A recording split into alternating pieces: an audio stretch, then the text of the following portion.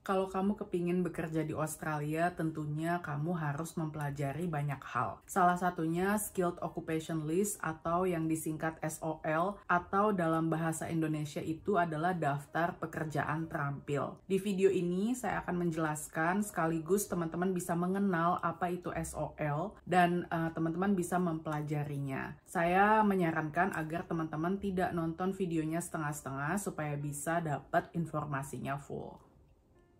Nah, sekarang kita masuk ke topik apa itu Skilled Occupation List, yaitu daftar pekerjaan terampil yang diterbitkan oleh Department Home Affairs Australia dengan bertujuan untuk menarik professionals yang bertujuan untuk mengisi kekosongan tenaga kerja di berbagai sektor. Maka dari itu, SOL itu nggak diterbitkan asal-asalan ya, jadi memang sesuai dengan kekosongan dari apa yang mereka butuhkan gitu. Jadi ini penting untuk teman-teman ketahui.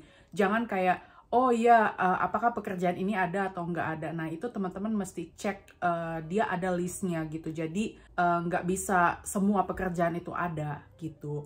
Nah, menariknya, si Skilled Occupation List ini, kalau teman-teman memang sangat terampil, itu teman-teman bisa memiliki visa yang kemudian mengarah ke residency visa atau PR ya, Permanent Resident Australia.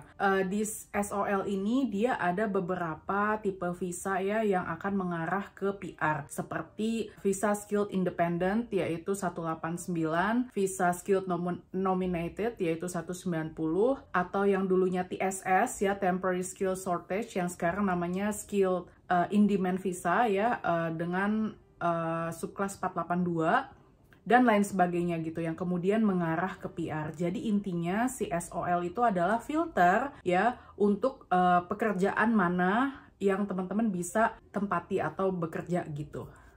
Nah, sekarang kita masuk ke dalam termnya ya, yaitu yang pertama yaitu MLT SSL atau Medium and Long Term Strategic Skill List. Jadi ini adalah pekerjaan yang menengah hingga jangka panjang yang dibutuhkan ya si pegawai itu, dan kemudian ada yang namanya kesempatan untuk menuju PR. Sementara yang kedua yaitu STSOL atau Short Term Skilled Occupation List. Ini adalah pekerjaan yang sifatnya mendesak gitu. Jadi teman-teman immediately bekerja di situ tapi dengan jangka pendek. Dan yang ketiga itu ROL atau Regional Occupation List, di mana ini adalah daftar pekerjaan yang dibutuhkan oleh regional area gitu. Jadi misalnya kayak farm gitu ya, perkebunan, di mana banyak yang namanya pekerjaan yang ada di regional gitu ya. Lalu setiap pekerjaan itu ada kode yaitu ANZ SEO, yaitu sesuai dengan standarnya Australia and New Zealand. Dan itu merujuk ke kualifikasi dan pengalaman kerja yang diperlukan. Nah, sekarang kita masuk ke section langkah-langkah apa saja yang diperlukan untuk mengecek SOL. Yang pertama, tentunya teman-teman harus mengecek ya apa itu SOL yang ada saat ini. Jadi, setiap tahunnya SOL itu pastinya setiap berubah. Pasar tenaga kerja selalu berubah. Di tahun misalnya 2021 sedang pandemi misalnya, yang dibutuhkan adalah healthcare, banyak sekali childcare workers, terus aged care dan lain sebagainya. Tapi setelah itu usai, itu akan berubah menjadi shifting ke tenaga kerja lainnya gitu. Jadi teman-teman harus keep updated skill occupation list yang terdaftar di websitenya Imigrasi Australia. Jadi bukan di tempat-tempat lain yang ngaku-ngaku, apalagi ngaku-ngaku agen yang abal-abal gitu ya. Jadi teman-teman lihat dulu apakah kriteria yang mereka cari ada di teman-teman atau enggak, masuk atau enggak, pengalamannya oke atau enggak, dan juga pendidikan backgroundnya gitu ya, oke atau enggak, dan lain sebagainya. Jadi ngecek dulu, itu langkah yang pertama. Nah, setelah teman-teman melakukan yang namanya eligibility check atau yang namanya background check seperti yang tadi saya jelaskan, sekarang masuk ke dalam skills assessment. Nah, skills assessment itu biasanya diadakan oleh authority yang sesuai dengan badan-badan atau bidang-bidang maksudnya yang akan mewadahi itu gitu. Jadi misalnya teman-teman ada background komputer seperti engineer atau software developer gitu ya. Ini contoh favorit saya.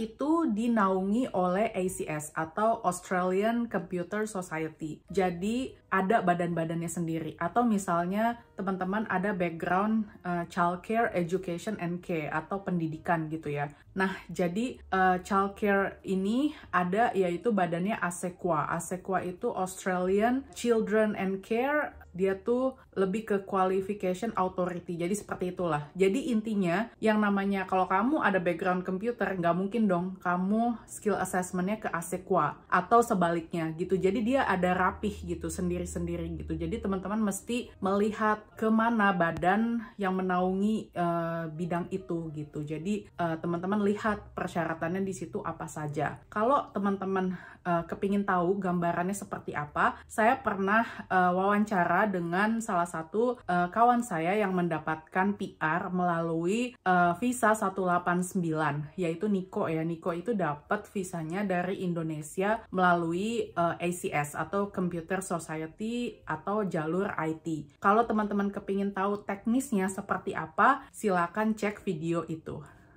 Kalau teman-teman kepengen tahu daftar visa apa saja sih yang bisa merujuk ke PR dan juga bekerja gitu ya di Australia, itu saya juga pernah bikin videonya, yaitu ada 10 pilihan visa untuk bekerja di Australia. Teman-teman bisa cek aja di situ teknisnya seperti apa dan penjelasannya seperti apa. Nah, sekarang balik lagi nih ke yang langkah ketiga nih. Langkah ketiga itu adalah teman-teman mesti cermat ya, seperti yang saya sebut sebelumnya, yaitu teman-teman mesti melihat update dari imigrasi Australia, karena dia itu setiap tahunnya, especially setiap Juni itu berubah ya, perubahan aturan di mana-mana. Jadi di berbagai sektor seperti SOL sekalipun mereka bisa mengubah yang namanya peraturan. Kayak misalnya di tahun sebelumnya ada pekerjaan X, kemudian di tahun berikutnya itu udah nggak ada lagi gitu. Jadi teman-teman mesti melihat impact dari perubahan itu, dan misalnya teman-teman sudah memegang visanya dan juga sudah melakukan pekerjaan yang pada saat tahun lalu misalnya dibutuhkan, kemudian kok tahun ini udah dihapus gitu. Nah, itu ada yang namanya impact-nya gitu apa. Nanti teman-teman bisa cek ke yang namanya konsultasi dengan lawyer-nya teman-teman, atau misalnya kayak migration agent-nya teman-teman gitu. Terima kasih buat teman-teman yang udah nonton video ini. I wish you a good luck gitu ya untuk bisa bekerja di Australia. Semoga teman-teman bisa menemukan video ini bermanfaat. Jangan lupa like, share, dan subscribe account YouTube saya. Oke deh, see you in another videos. Bye for now.